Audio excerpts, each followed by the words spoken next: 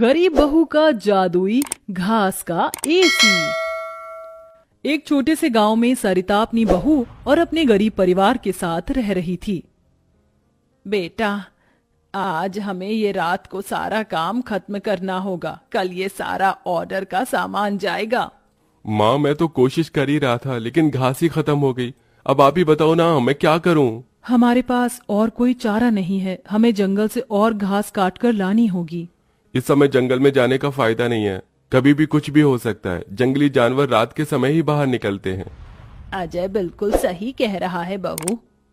अरे माँ जी, हम 2 लोग अगर जाएंगे तो कोई जानवर पास नहीं आएगा और फिर इतनी जल्दी कोई जानवर हमला नहीं करता। हमें ये ऑर्डर कल देना है, आप ये भी तो सोचिए। लेकिन बहू। माँ जी, आप चिंता मत कीजिए, कुछ नहीं होगा, बस आप बच्चों के पास ही रहना और उनका ख्याल रखना। अगर ये ऑर्डर नहीं गया तो बच्चों के लिए हम गर्मी से बचने के लिए कूलर भी नहीं खरीद पाएंगे।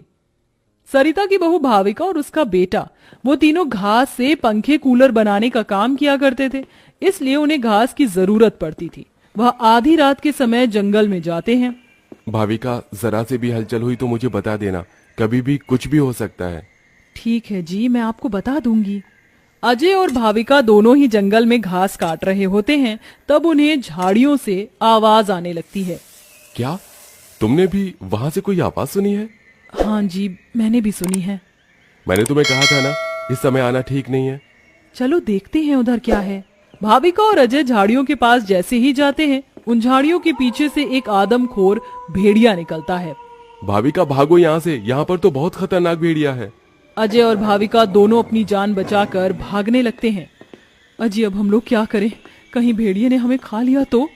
रुकना मत, बस भागती जाओ। भागते भागते वो दोनों जंगल से किसी तरह बाहर निकल आते हैं और भेड़िया उनका पीछा छोड़ देता है। जान बची तो लाखों पाए, लौट के बुद्धू घर को आए। रास्ते में चलते हुए आधी रात के समय उन्हें गांव के एक कूड़े के ढेर के पास एसी पड़ा हुआ नजर आता है। अरे देखो जी, यहाँ पर एसी पड़ा है। अरे पता नहीं किसका होगा, चलो यहाँ से चलते हैं। मुझे लगता है किसी ने ऐसे ही डाल दिया होगा। मैं तो कहती हूँ इसे लेकर चलते हैं।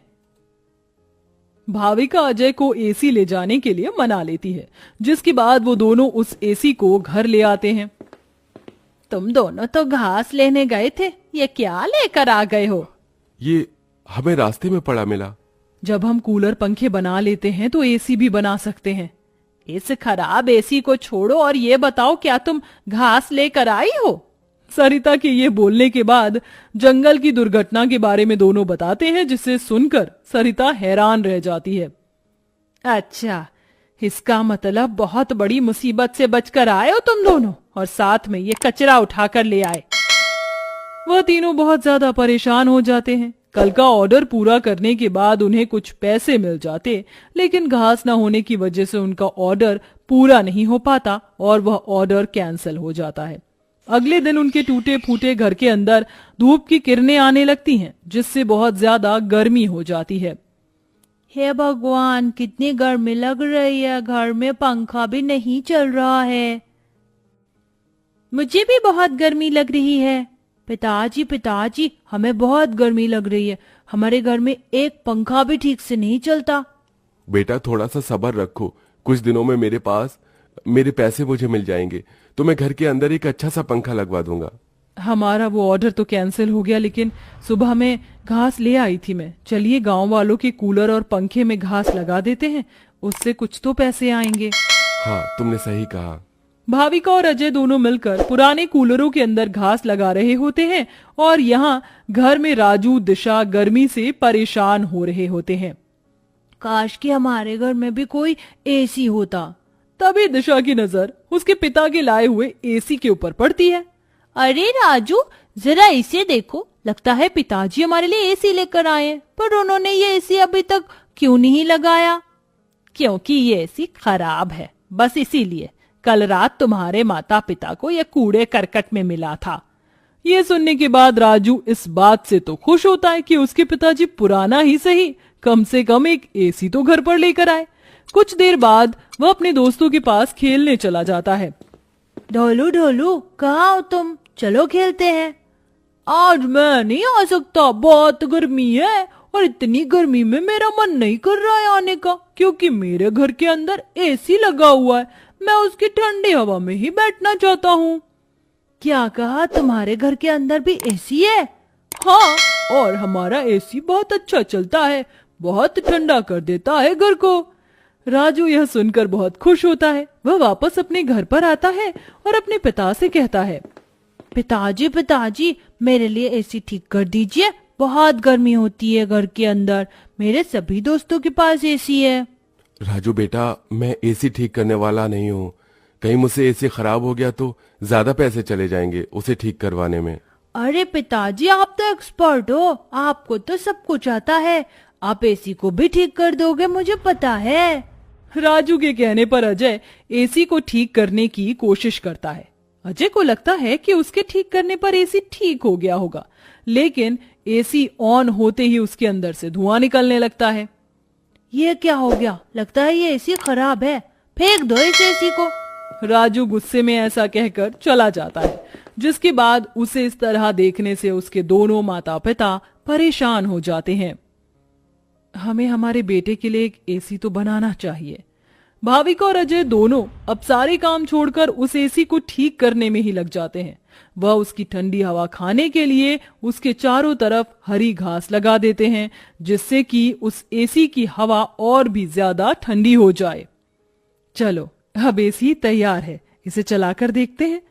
भाविका जैसे ही घास का एसी चलाती है, अचानक से उस एसी के आंख, नाक, मुंह बन जाते हैं। क्या बात है, तुमने तो मुझे बिल्कुल नए जैसा बना दिया है, लेकिन समझ नहीं आ रहा कि तुमने मेरे ऊपर ये घास क्यों लगाई है। एसी को बात करते हुए देख वो सभी डर जाते हैं। अरे हाँ, सॉरी, मुझे माफ करना, मैं अपने आप को इंट्रोड्यूस करना भूल गया। मैं एक जादुई एसी हूँ, मेरे पास परी लोक की शक्तियाँ हैं, मैं गरीबों की मदद करता हूँ और तुम्हें मेरी बहुत ज्यादा जरूरत थी, लेकिन मैं खराब होने की वजह से अपनी शक्तियां इस्तेमाल नहीं कर सकता था। तुमने मुझे ठीक कर दिया, उसके लिए तुम्हारा बहुत बहुत शुक्रिया। माँ, पिताजी देखो, ये एसी तो बात भी करता है। हाँ, तुमने बिल्कुल सही कहा, ये तो कोई जादुई एसी है। तुमने बिल्कुल सही कहा, मैं हूँ एक जादुई एसी, बल्कि अब मैं हूँ एक घास का जादुई एसी, और मुझे तुमने बनाया है। ये घास का जादुई एसी चलता भी है या फिर बस बातें ही करता है? तभी जादुई एसी के अंदर से ठंडी ठंडी हवाओं के साथ घास के बने हुए एसी निकलने लगते हैं। अरे वाह, इसकी ठंडी हवाओं के साथ इसके अंदर से तो घास के बने एसी भी निकल रहे हैं। यही तो मेरा जादुई कमाल है, मेरी ठंडी हवाओं के साथ तुम्हें घास का एसी भी मिलेंगे। ये तो सोने पर सुहागा हो गया। ऐसा जादुई एसी मैंने कभी नहीं देखा। अब उनके पास इतने सारे घास के एसी हो गए थे, जिन्हें वह देखकर सोच में पड़ जाते हैं। आजकल बाजार में एसी बहुत महंगा मिलता है, हम घास के बने हुए सस्ते एसी बेचकर पैसे कमा सकते हैं। सही कहा माँ आपने, पर क्या लोग घास के बने एसी खरीदना चाहेंगे? सरिता यह सुनकर थोड़ी देर चुप हो जाती है। हमें पहले एसी बेचकर देखना चाहिए। इस तरह भाविका और अजय दोनों मिलकर बाजार में घास के बने एसी बेचने के लिए चले जाते हैं, जहां घास के बने एसी देखकर सभी लोग हैरान रह जाते हैं। एसी तो बहुत देखे, लेकिन ऐसा एसी नहीं देखा, ये तो बहुत अलग है। घास से बने एसी मैं भी खरीदना चाहूंगी। कितने का है एक? ज्यादा नहीं, मात्र 1000 रुपए का है। आजकल एसी 30-40 हजार तक मिलते हैं और तुम इतने सस्ते में बिल्कुल कौड़ियों के भाव बेच रहे हो। चलो मुझे एक दे दो। कोमोलिका के खरीदने के बाद वहां और भी लोग उन दोनों से एसी खरीदते हैं। इसी के चलते उनकी अच्छी खासी बिक्री हो जाती है और सारे एसी बिक जाते हैं। आज का ये आखिरी एसी बचा है, इसे मैं अपने घर में लगाऊंगा। अजय घास का एक एसी अपने घर में भी लगा देता है और घास के जादुई एसी का इस्तेमाल वो बस तभी करता है जब उसे एसी बेचने के लिए पैसे चाहिए होते हैं। जादुई घास के एसी, अपनी ठंडी ठंडी हवाएं दो, जिससे मुझे तुम्हारे जादुई घास के एसी मिले। अजय के इतना बोलते ही जादुई घास के एसी के अंदर से ठंडी ठंडी हवाओं के साथ घास के बने एसी निकल आते हैं। इस तरह धीरे धीरे अजय अपना घास के बने एसी का बहुत बड़ा बिजनेस खोल लेता है और धीरे धीरे उसकी सारी परेशानियां खत्म हो जाती हैं। अब वह गरीब परिवार खुशी खुशी रहने लगता है।